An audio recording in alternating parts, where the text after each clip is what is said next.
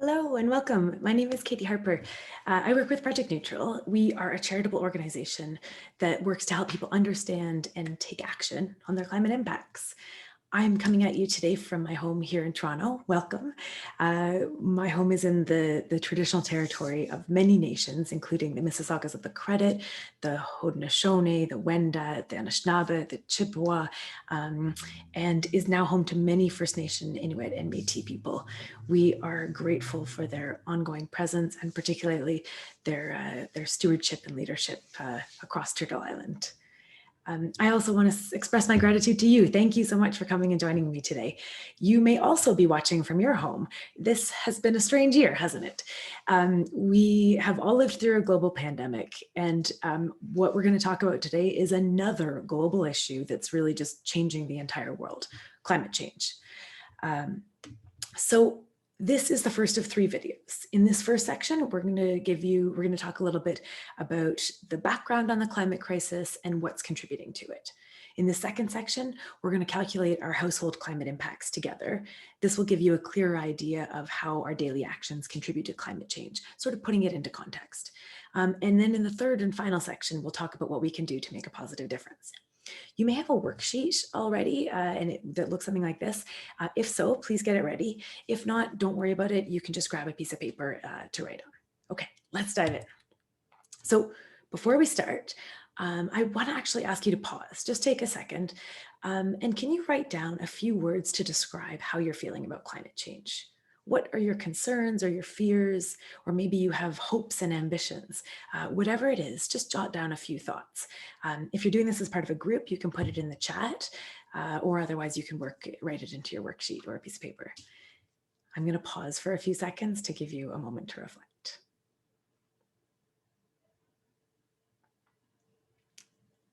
Okay, thank you. I hope that was enough time. When we do this live, students share a whole range of answers, but there's always at least a few students who share that they're feeling overwhelmed or worried or hopeless.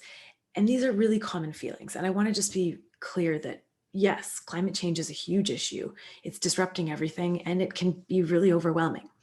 But it's really important to understand that there is still so much we can save and your actions matter. We all have the power to make a positive difference, especially when we act with others. I hope I can show you that today. So let's talk a little bit about what's happening and why it's an issue. Okay, the climate right now is changing faster than it ever has before.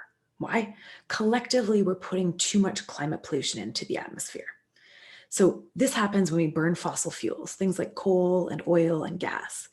And those in turn release gases like carbon dioxide. These gases form a heat-trapping blanket around the planet. So that's where the term greenhouse gas comes from. When carbon dioxide and other gases are emitted, they trap air just like in a greenhouse. This has been accelerating over the last few generations. Since about 1950, we have rapidly increased the amount of greenhouse gases in the atmosphere coming from our increased use of fossil fuels. This means that the planet is right now on track to increase its average temperature by more than 2 degrees, and it could be even higher than that.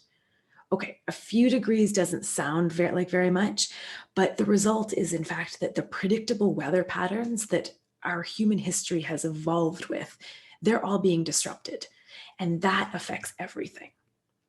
So what this looks like depends on where you live, but in some places it will mean more floods, more fires, more droughts, bigger storms. Now, some of those impacts are going to be inconveniences, like maybe you miss a soccer game because the field is flooded. I know that's happened with me. But there are, of course, many, many more serious impacts.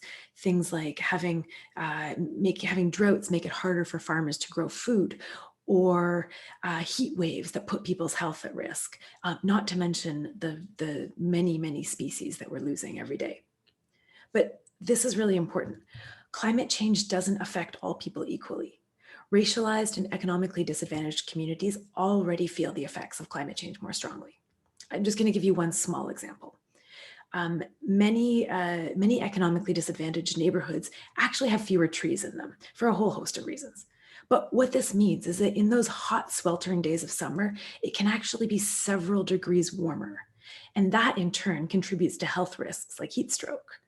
So when we talk about, you may have heard the term that climate change is intersectional. That's just one example of that.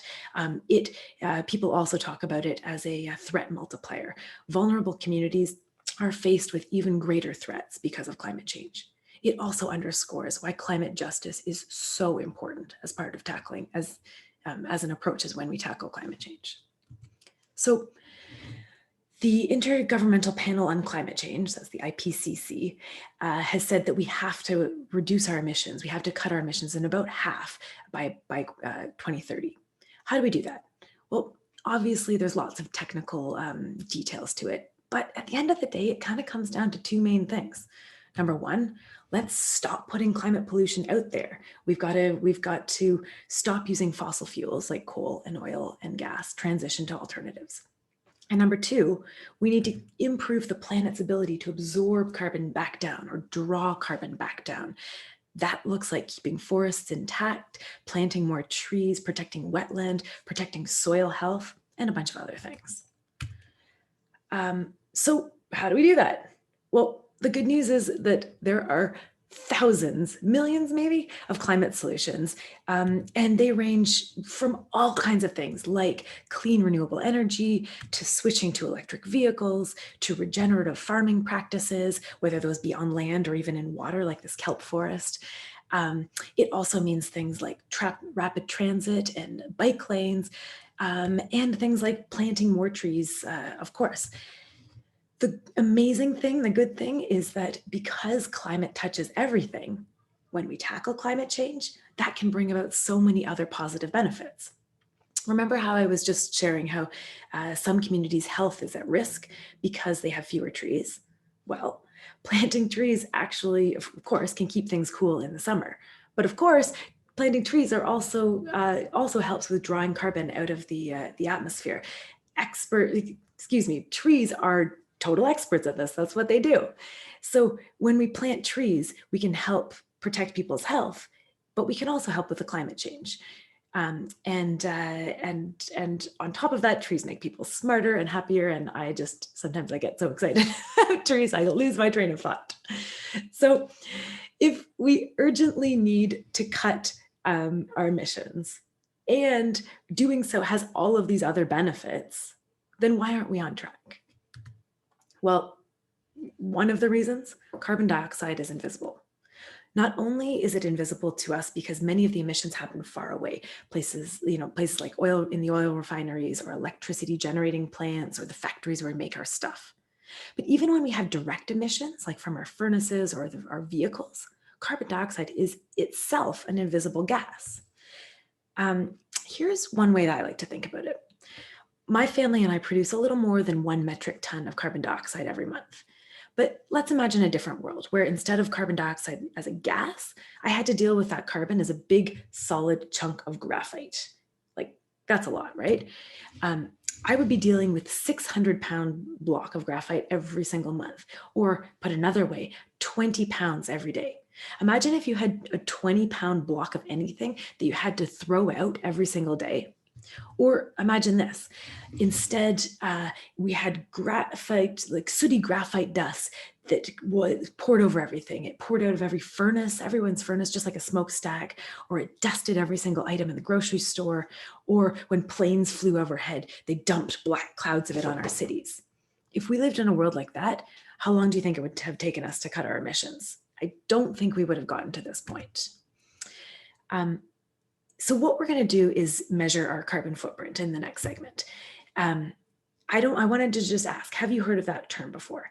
It just really means a simple way to understand the total amount of climate pollution that comes from our daily actions. And we're going to look at the emissions that are generated across 5 categories: home energy, daily transportation, travel, food, and waste. Now, these don't encompass everything. But they do give us a picture of like where the big issues that where the big emissions that we can control are coming from. This graph here shows how Ontario's emissions breaks down by sector, and you can see that obviously industry is a big one, but the biggest and growing sector is from transportation. In fact, across Canada, about 45% of greenhouse emissions are connected to household choices, both through direct emissions, like the exhaust from our vehicles, but also indirectly, like things like generating electricity, producing food, or making the stuff we buy. So focusing on this 45% that we control, or at least have a say in, that's not letting big industry off the hook. It just means that the choices that we make every day do have an impact, and collectively, we have the power to make change. Before we calculate our carbon footprint together, we're going to do one last thing. I would like you to take a second to guess which of the 5 categories is going to be the highest for your household. So you can write down your predictions on your worksheet, or if you're doing this as part of a group, you can throw them in the chat. That would be great too. And yeah, make your predictions, and then we're going to hop on over to video 2 and calculate our carbon footprints together. All right, thanks so much, and we'll see you on the other side.